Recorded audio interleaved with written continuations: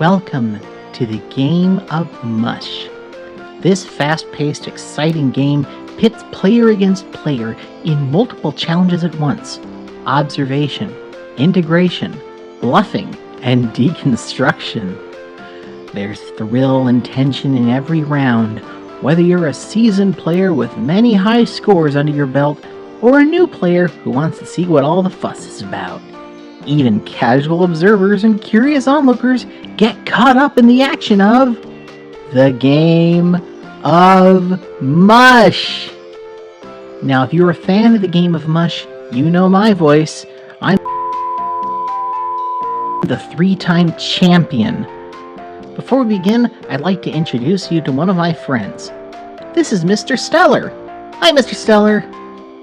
Mr. Stellar is going to be your guide through the world of the game of Mush. The first round will begin shortly after this video. Get ready for some very exciting challenges.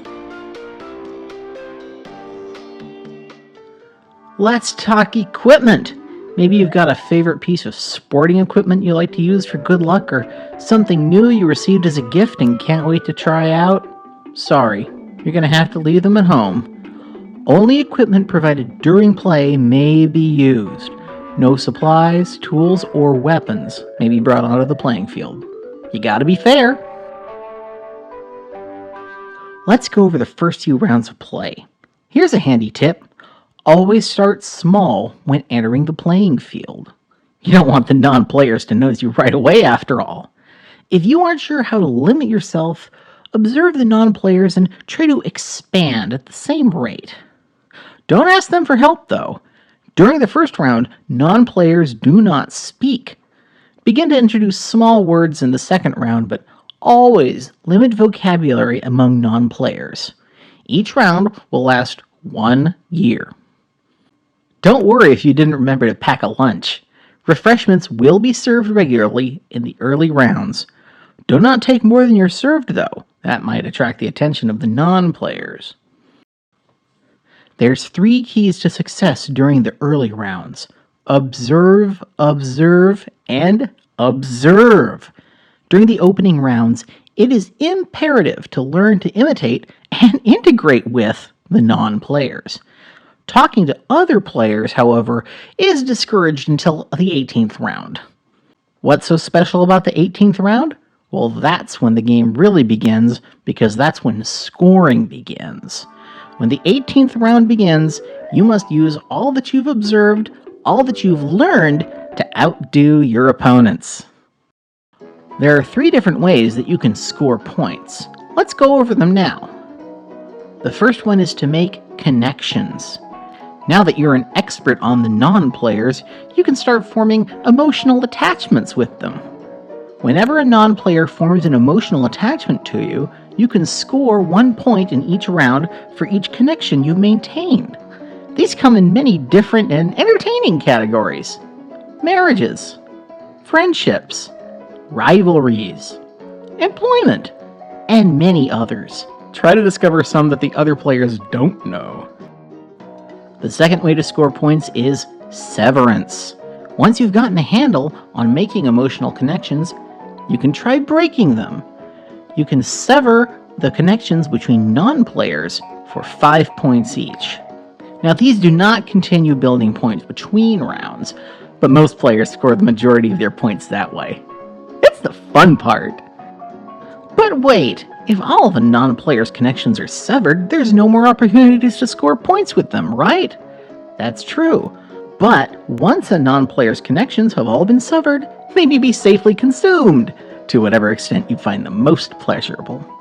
Leftovers may be discreetly discarded, or used as a prop for further severance. As an alternative to consumption, though, non-players with all connections severed and no further scoring opportunities may instead be brought to the Mush Pot. This results in a bigger purse for the victor. Now, the final way to score points is through the completion of the game. The 21st scoring round, that's the 39th round total, is a race to the home base. We will announce the location of the home base during that final round. Upon arrival at the home base, Each player will receive points equal to the number of other players still on the playing field. So if there are 10 players and you're the first, guess what? That's 9 extra points. Now that you know all the rules, I'll bet you can't wait to get out there and score some points, right? Well, there are a lot of subtleties to this game. Let's go over a few of them. To maintain your status as a high-ranking player in the game, it's good to layer your assumed statuses. It's not enough to merely pretend to be any old non-player, because non-players believe themselves to come in a lot of different varieties. The player must also pretend to be part of these various groups that the non-players are grouped into, however they decide. Once you've chosen a group, stick to it. Non-players will always know if you've forgotten which group you were in. Try to stick to simplistic, easy-to-remember groups like hobbies or religion. Properly attending to your assumed status will assist in making connections. Now, another popular strategy is to form a team with another player, doubling your social advantage in the creation of connections. But connections with other players, such as marriages, do not contribute to your score, but they still often benefit scoring for both players. But don't forget, you are competing here, so don't feel you need to match them point for point. Once you're in the scoring rounds, it may be hard to figure out which kinds of non-players offer the most scoring opportunities. There's one thing to remember in this department: go for the loners. The fewer connections somebody already has, the better their scoring opportunities are. If you see someone who looks lonely, try becoming their friend. Or go for the gold and eliminate what friends they do have. The game of Mush is all about the mush pot. But the quickest way to end up in the mush pot yourself is to reveal your status as a player to the non-players. Any of these situations will disqualify you as a player, and you will be forced to go to the mush pot. 1. Being discovered and revealed by non-players. 2. Revealing another player to non-players. 3. Consuming another player. 4. The use of contraband material from outside the playing field, tools, weapons, and supplies. Number 5. Forgetting you're a player. Yeah, you say you never would, but you'd be surprised how many players forget. Just like in any sport, there are hazards to watch out for in the game of Mush. Let's go over a few of them. Number 1. Do not forget that you're a player. When you encounter another player that you may not have seen for a while, it's a good idea to give them a simple identification test just to make sure that they still know who they are.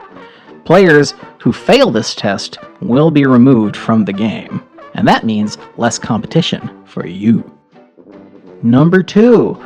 Do not consume non-players anywhere you may be observed by other non-players. However, you may feel free to enjoy it in the company of the other players. Sharing is caring. Number 3. Avoid non-standard non-players. As you may have noticed already, some non-players come in very different shapes. You can recognize them by their strange coats of hair or feathers or other unusual features. Despite this, normal non-players may build connections to them. However, forming a connection with a non-standard non-player will not add to your score, nor will severing its connections, and consuming one may draw undue attention and threaten your score. If you have been outed or removed from the game, you must go to the mush pot. This includes any reason that you may have been removed, including being discovered, revealing another player, or forgetting that you yourself are a player. Disqualified players who remain on the playing field are a major threat to the rest of the players. Number 5. If any reproductive act is performed by players, either with fellow players or with non-players, the results of said act will be remanded to the mush pot upon end of play. So don't get too attached. Number 6. Neither players nor non-players may leave the mush pot. You're now part of the purse. Well, that was a little grim, wasn't it, Mr. Stellar? Let's talk about something fun. Winning. During the 21st round, the location of the home base will be announced. The players must enter the home base during the 21st turn to complete the game. When all remaining players have returned to home base, the points will be totaled. You get 1 point per connection per year that you maintained that connection. 5 points for every severed connection. And a big 10 points for every non-player that you either manage to consume or add to the mush pot. And the player with the highest score is the winner. Sometimes there are special cases. If all other players are disqualified before the 21st turn, the last player still engaged with non-players, whether they make it to home base or not, is the winner. On the other hand, players still on the playing field at the beginning of the 22nd turn will be remanded to the mush pot.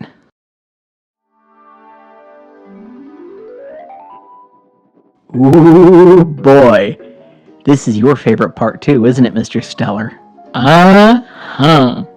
The lucky winner with the most points is gifted the entire contents of the salty, stewy, noisy, ooey gooey, lovey dovey, pushy, shovey, slushy, gushy mush pot.